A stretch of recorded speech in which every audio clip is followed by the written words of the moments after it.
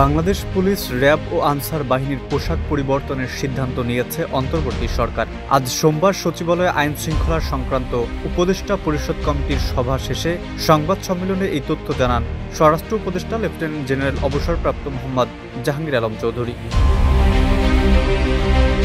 ছাত্র জনতার অভ্যুত্থানে গত বছরের 5 আগস্ট আওয়ামী লীগ সরকার পতনের পর পুলিশ বাহিনী সংস্কারের দাবি ওঠে। একই সঙ্গে পুলিশের পোশাক পরিবর্তন দাবি ওঠে। পুলিশ, র্যাব ও আনসারের পোশাক পরিবর্তনের কারণ জানতে চাইলে স্বরাষ্ট্র উপদেষ্টা বলেন, সবার মন মানসিকতা পরিবর্তন জরুরি।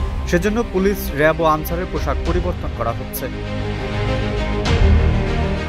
সংবাদ সম্মেলনে জানানো হয়, পুলিশের পোশাক হবে লোহার বা আয়রনের রঙের, র্যাবের পোশাক হবে জলপাই বা অলিভ রঙের, আর আনসারের পোশাক হবে সোনালী গমের রঙের। কবে থেকে পোশাক পরিবর্তন হবে জানতে চাইলে জাহাঙ্গীর আলম চৌধুরী বলেন,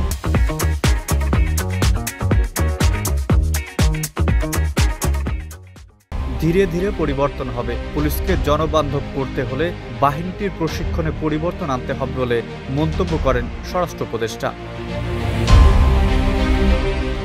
এদিকে এদিন সংবাদ সম্মেলনে বাংলাদেশ সীমান্তরক্ষী বাহিনীর ব্যাপারেও কথা বলেন স্বরাষ্ট্র উপদেষ্টা। তিনি বলেন, সীমান্তে বর্ডার গার্ড বাংলাদেশের ব্যবহারের জন্য সাউন্ড গ্রেনেড ও কাঁদানে গ্যাস কেনার সিদ্ধান্ত নিয়েছে সরকার। এই তথ্য জানিয়ে স্বরাষ্ট্র উপদেষ্টা বলেন, সাম্প্রতিক সময়ে চাঁপাইনবাবগঞ্জ সীমান্তে দেখা যাচ্ছে বিএসএফ কাঁদানে গ্যাস ও সাউন্ড গ্রেনেড ব্যবহার করছে।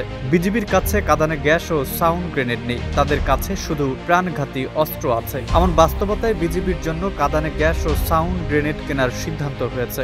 পরিস্থিতি অনুযায়ী তারা ব্যবহার করবে। তবে সীমান্ত এখন স্থিতিশীল আছে বলেও জানান স্বরাষ্ট্র উপদেষ্টা।